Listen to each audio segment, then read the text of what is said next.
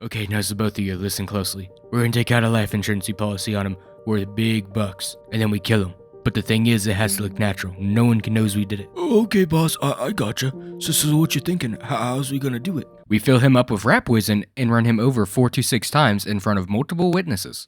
What's up, gamers? By the way, that last part was hyperbole. There's only one witness. So, Michael Malloy was a firefighter with a bit of a drinking problem. You know, your average New Yorker of Irish descent. This was until the Great Depression hit, and he effectively became a drunken homeless man. At least, that's what most sources claim. Personally, I find it hard to believe this man could afford to get so blitzed every day, not only during the Great Depression, but at the height of the Prohibition as well. And see, that's one of the hardest parts about telling this man's story, is that not a lot is known about him besides the tragic story that'd leave him infamous as one of the most unkillable people in history. So, Mr. Malloy is approached by 5 acquaintances one night. These 5 would later be known as the Murder Pact.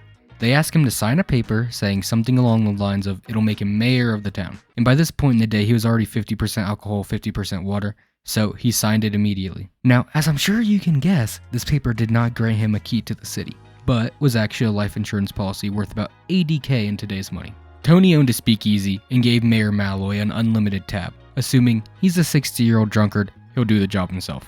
They must have forgot Irish people are immune to the alcohol poisoning debuff, because day after day he'd come in, get plastered, black out, wake up, and just repeat. Eventually, they got annoyed and gave him methanol, which takes about 2 shots to make you go blind. Little did they know, the main cure for methanol is alcohol, and being the guy was practically pickled in it, the methanol had no effect. Okay, so the next part I can't really explain away with science. So, Tony Marino, the owner of the speakeasy, started giving him shots of antifreeze. And when that didn't work, they mixed in rat poison. And when that didn't work, they gave him rotten oysters mixed with wood alcohol. And when that didn't work, Marino makes him a sandwich of rotten sardines in carpet tacks. In which case, Malloy eats it and asks for another. The motherfucker said it was so good that Marino should open a restaurant. Now realizing his stomach was made of lead, they came up with a new plan.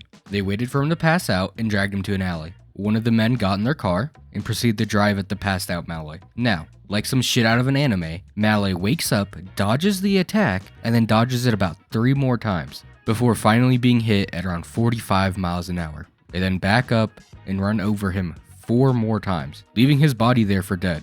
For about 4 days, there's no sign of Malloy, and the boys think they did it, until Limpson, the Juggernaut himself, claiming to be thirsty.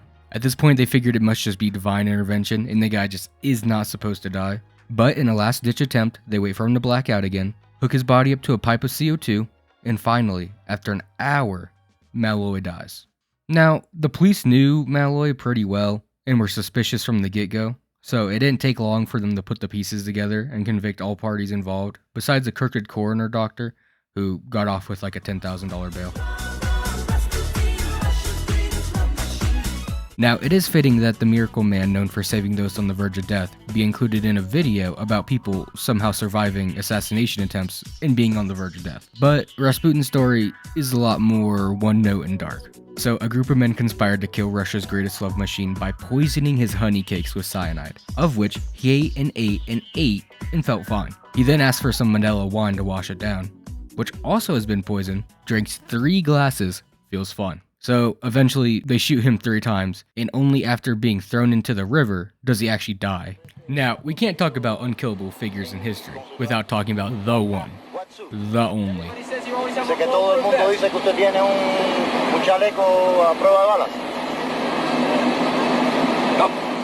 Fidel Castro, easily the most unkillable person on this list, having been the target of over 600 assassination attempts by the CIA alone. The CIA first took interest in him when he converted the country to communism, hiring Al Capone's successor to poison his food. They did this at least 10 times, failing each one, mainly because the man doing it was scared of being caught. Eventually, it was handed down to a different member of the mafia, but Castro stopped visiting the restaurant soon after. One of the wilder stories is a former lover of his was hired by the CIA to sneak a jar of poison pills into his room. When he found out, he reportedly handed her a gun and told her to shoot him, but she was too scared. But also this just speaks to how much of a badass he kinda was.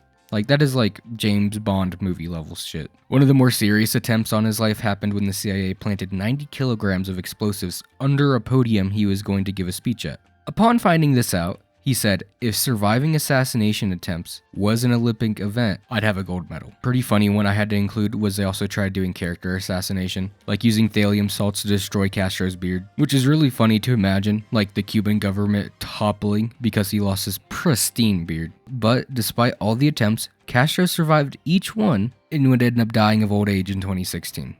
Okie dokie, that's the end of the video. Please check out the Patreon, it really does help out the channel. We got some cool stuff going down there. But yeah, hope you enjoyed. Okay, bye.